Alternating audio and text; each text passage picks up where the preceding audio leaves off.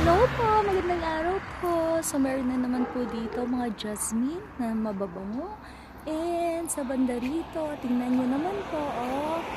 Ayan, may mga flowers na naman po na panibago sa paningin. So, yun pa lang po sila nagbo-bloom.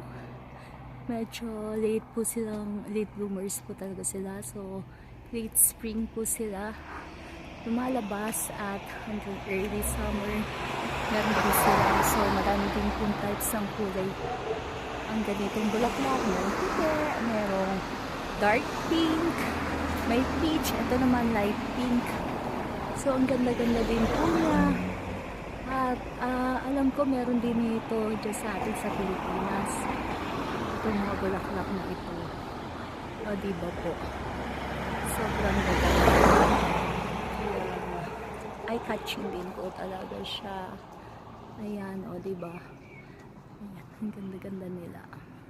So dagdag na naman po yan sa flower collection ng Nona, sa Nona's Flower Hunting.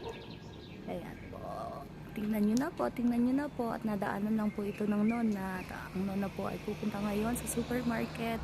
Nalampasan na po ako ng isang bus, kaya naglalakad na lang po ako at ilang stops lang naman po yun. So medyo malapit lang at hindi naman ako ganun nagmamadali.